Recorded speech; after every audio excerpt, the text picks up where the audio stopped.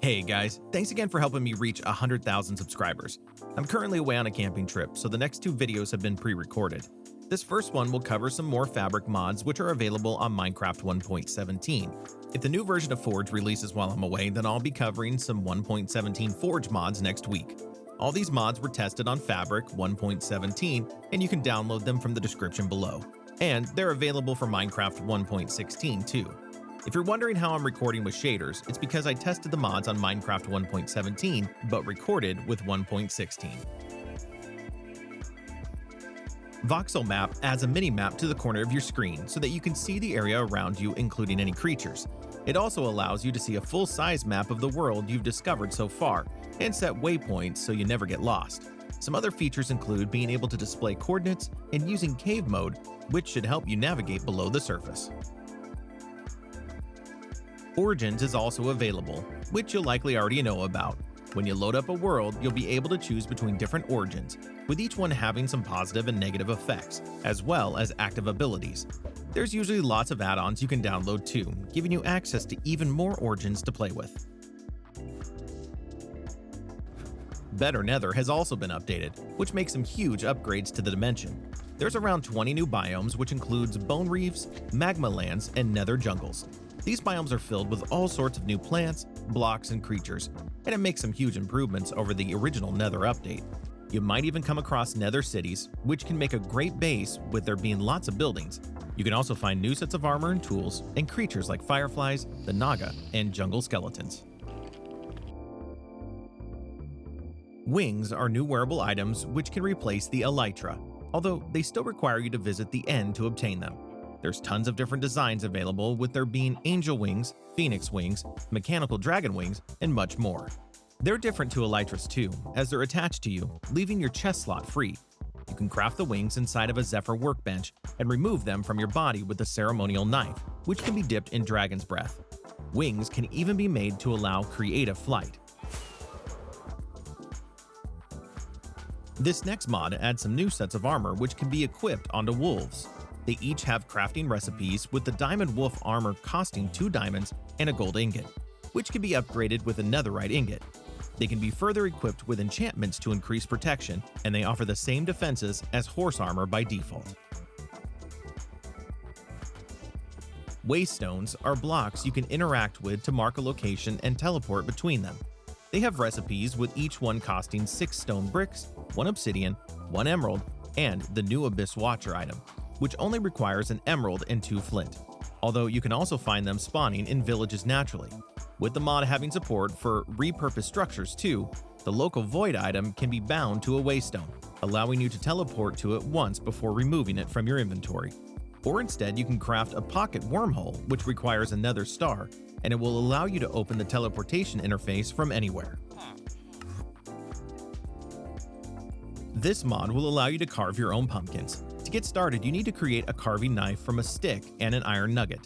Right-click on a placed pumpkin to hollow it out. When you right-click it again, a window will pop up where you can create your own custom carving with your mouse. When you exit the interface, the pumpkin will have a 3D effect, matching your design. You can place a torch inside the pumpkin to light it up and place the seeds inside to cover the top. Better Dropped Items is a small mod which makes improvements for when dropping stuff. Instead of sitting on the ground and hovering, items will have physics applied to them, so that they rest on the floor instead. Harvest Scythes will add 6 new scythes to vanilla Minecraft, which are made from wood, stone, iron, gold, diamond, and netherite. Although there are lots of supported mods adding more materials, each one requires 3 of their respective materials as well as 2 sticks. When you right-click crops while holding a scythe, you'll harvest all the crops in a range that's determined by the tier of the tool, and the harvested crops are also replanted. You can increase their range further by applying the Crop Reaper enchantment. The mod also includes machetes, which can break lots of leaves instead. The Staff of Building is a new tool which also has 6 different tiers representing each vanilla material.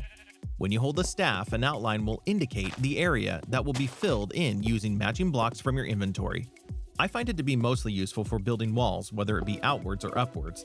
It doesn't really feel like you're cheating when you're using the mod either, as you're mostly just saving time. Packages are great for storage and can be crafted inside the package crafter, where you'll need to place a chest, choose a frame, and choose a color. When you place them down, you can hold up to 8 stacks of a single item, with it being displayed on the colored side. You can quickly deposit and withdraw items too by holding Shift, and the amount of items inside will be displayed when you hover over it. You can break packages to place them into your inventory, and the contents will be kept safely inside, so that they will act a bit like shulker boxes. Where is it is incredibly useful, as you can quickly find items in nearby containers. When you hover over an item in your inventory and press the Y key, any inventories that contain that item will be highlighted, allowing you to quickly find what you need. It also has support for roughly enough items, so that it doesn't even need to be inside your inventory.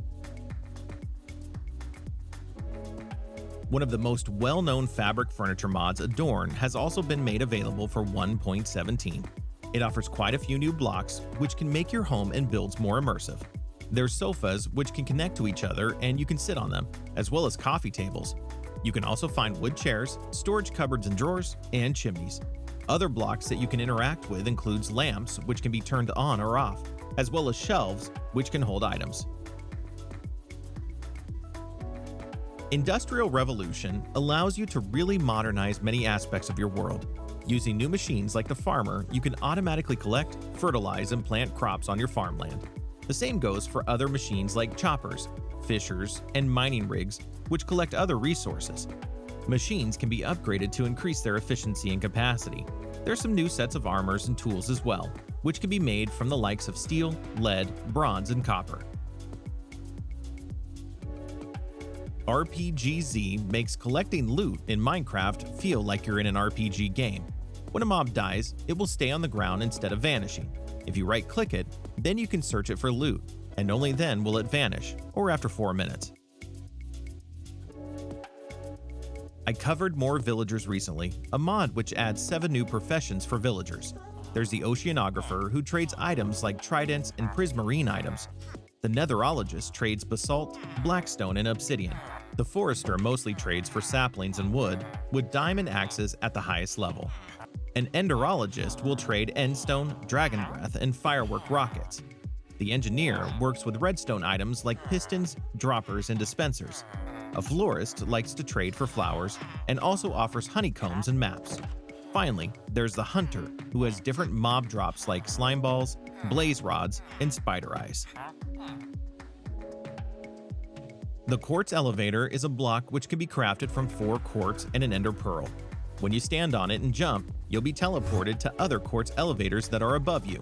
If you sneak instead, then you'll be teleported downwards, allowing you to quickly teleport between different floors. Stoneholm adds villages below the surface of your world, although you can often spot entrances sticking out of the ground. Inside, you'll find a maze of corridors and rooms inhabited by villagers. Just like with regular villages, you can trade and loot items. You might even find an abandoned Stoneholm village. Castle dungeons will spawn large castles into your world, which act as dungeons. There's a few different designs, like having regular castles and desert castles. Inside, you'll find multiple floors, with them having lots of rooms, hostile enemies, and chests of loot. They seem to be quite easy to find, too. NPC Variety can be used to add some diversity to your villagers. Now they'll have 1 of 8 different skin tones, with the majority having one that's realistic to the climate. There are 5 eye colors too, which a villager can have, ranging from blues, browns, and greens. When villagers sleep, they'll close their eyes, and their traits will also be passed on to children. Some changes are also made to zombie villagers. That's the end of this list. If you're looking for more mods, check out my channel, as I've covered plenty more mods for Forge and Fabric on lots of versions. Make sure to leave a like too, and subscribe for more.